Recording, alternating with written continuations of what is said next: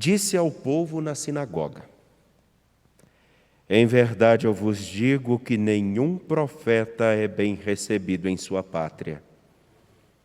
De fato eu vos digo, no tempo do profeta Elias, quando não choveu durante 3 anos e 6 meses, e houve grande fome em toda a região, havia muitas viúvas em Israel. No entanto, a nenhuma delas foi enviado Elias, senão a uma viúva que vivia em Sarepta, na Sidônia. E no tempo do profeta Eliseu, havia muitos leprosos em Israel. Contudo, nenhum deles foi curado, mas sim Naamã, o sírio. Quando ouviram estas palavras, todos na sinagoga ficaram furiosos. Levantaram-se e expulsaram da cidade. Levaram-no até o alto do monte, sobre o qual a cidade estava construída, com a intenção de lançá-lo no precipício. Jesus, porém, passando pelo meio deles, continuou o seu caminho. Palavra da salvação. Glória a vós, Senhor. Por favor, fiquem à vontade.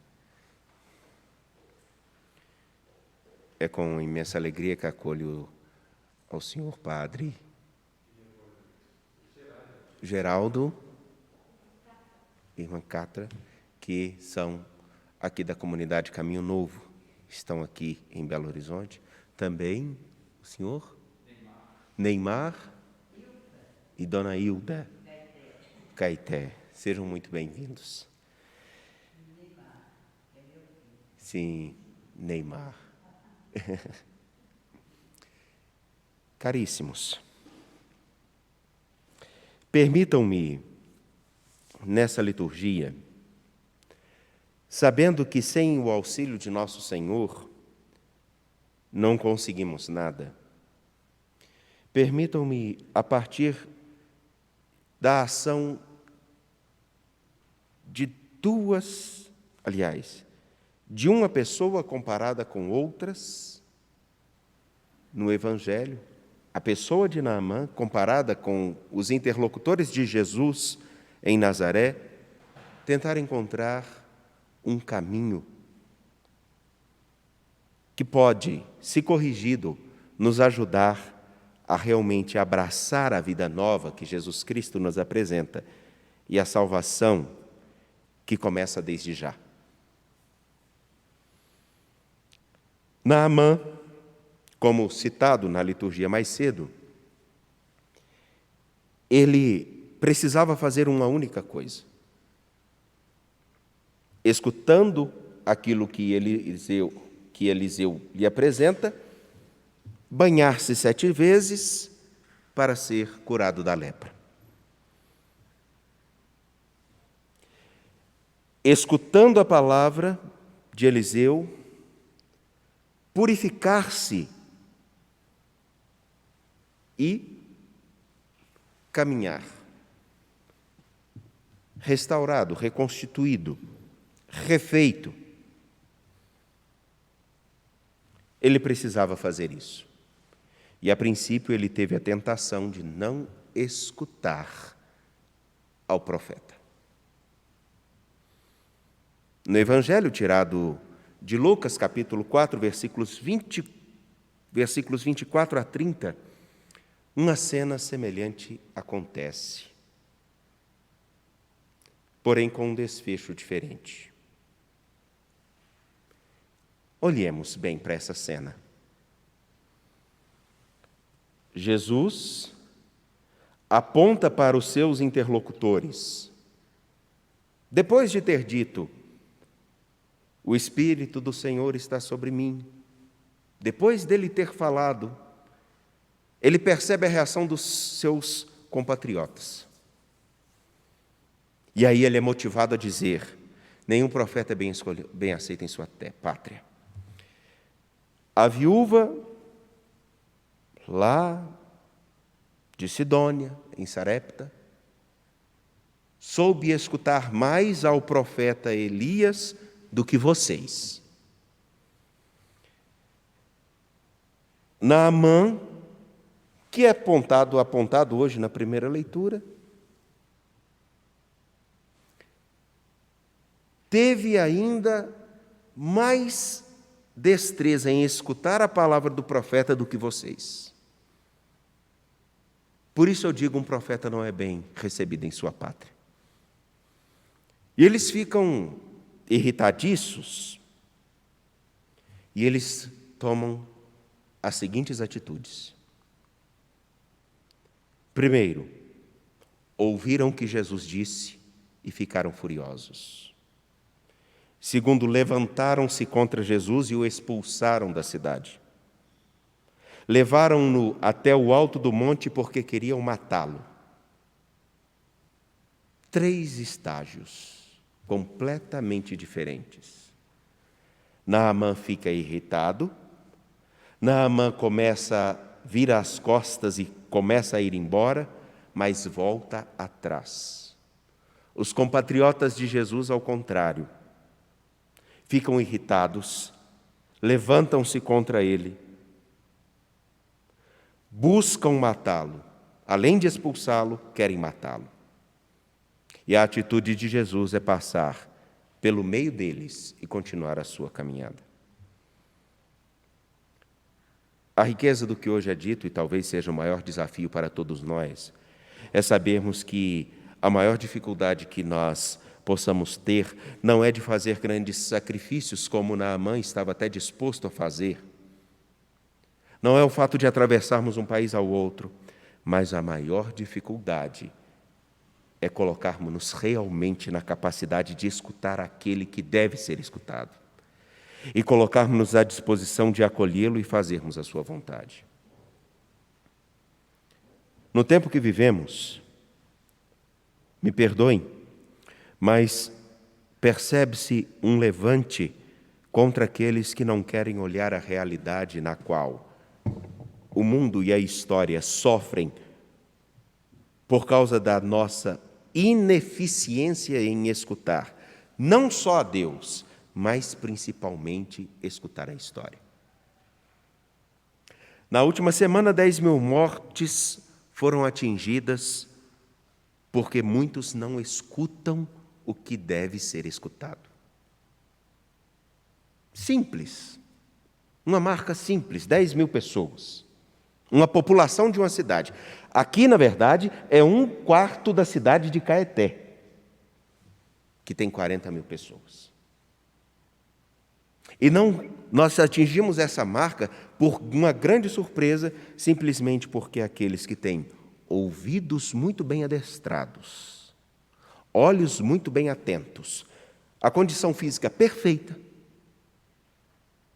assumem participar de festas clandestinas quando é proibido, não usam máscara, resolvem agir de modo displicente quanto a uma coisa simples: cuide-se para salvar outros. É uma dificuldade de escuta. Quando nós vemos dados concretos apontando que mulheres estão sendo mais agredidas na nossa sociedade brasileira, alguns acham que isso é sensacionalismo. E por incrível que pareça, hoje, no Dia Internacional da Mulher, é possível que nós vejamos, até nas redes sociais, manifestações contra esses dados e contra aqueles que dizem: isso é realmente um absurdo. A dificuldade de escutar a quem deve nos ensinar a compreender quem é Jesus Cristo e apontar o caminho que muitos de nós estamos trilhando como igreja é um caminho da nossa destruição e da destruição de outros. O caminho que nós estamos tomando como um pseudo-cristianismo que não escuta ao Senhor definitivamente, aponta uma catástrofe mais à frente. Porque justificando o uso de armas de modo displicente, justificando a violência contra qualquer outra pessoa, e inclusive até desacreditando a quem nos ensina desde sempre o próprio tesouro da fé. E alguns, inclusive, multiplicando notícias falsas. Nós temos a triste realidade de perceber que cresce o número de pessoas, agora não mais na sinagoga, mas no meio dos cristãos, que se levantam contra o próprio Evangelho, que se levantam contra o próprio Senhor e querem deixá-lo mudo. Hoje, infelizmente, é importante que nós façamos um exame de consciência para acolhermos realmente a salvação que o Senhor nos dá e revermos: será que estamos atentos àquele que nós tanto esperamos encontrar todos os dias e que nos apresenta palavras de vida e que realmente a nossa alma dele tem sede e desejamos ver face a face? Será que nós estamos atentos a perceber a riqueza da sua palavra, que continua sendo atual e que aponta que o caminho que nós estamos trilhando como humanidade,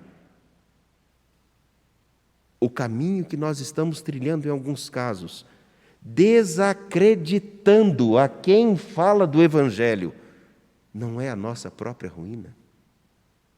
O Senhor passa pelo meio daquelas pessoas, como que numa seguinte imagem, passando pelo meio deles, ainda que todos estejam gritando e alvoroçados querendo matá-lo, ele continuou o seu caminho, que é: eu vim para fazer a vontade do meu Pai, e a vontade do meu Pai é que todos vivam plenamente.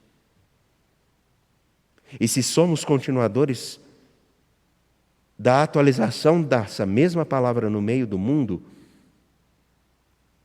por que nós vemos tantas pessoas irritadiças quando falamos do Evangelho do modo que deve ser falado? Por que vemos tantas pessoas se levantarem contra pastores, ou mesmo contra a igreja, ou mesmo contra outros que simplesmente defendem a dignidade humana?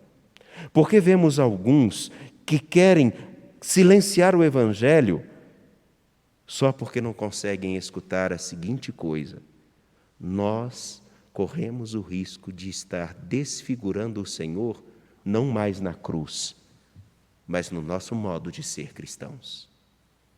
A importância de sabermos que a humanidade tem sede de Jesus Cristo.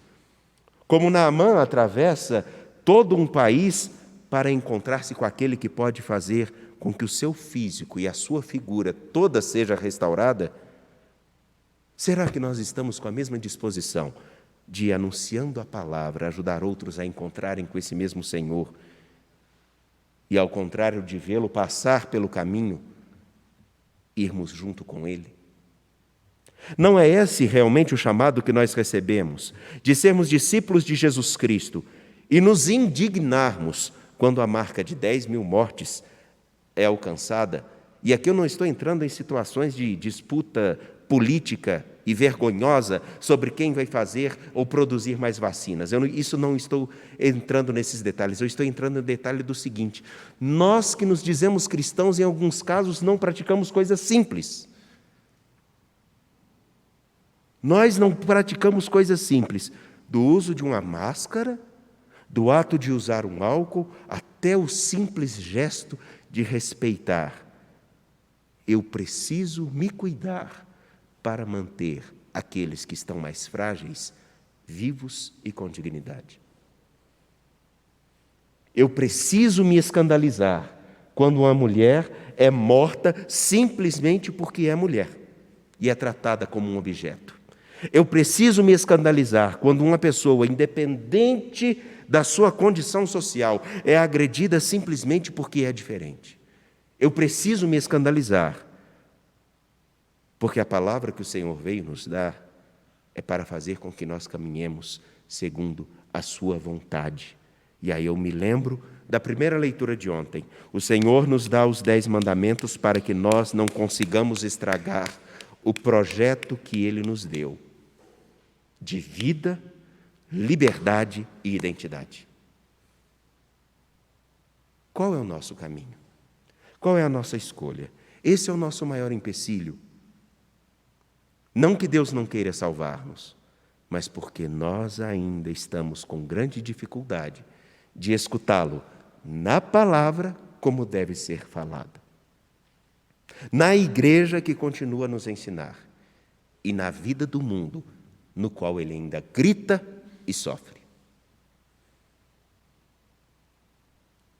Não seria esse o momento de pensarmos como temos escutado ao Senhor da vida?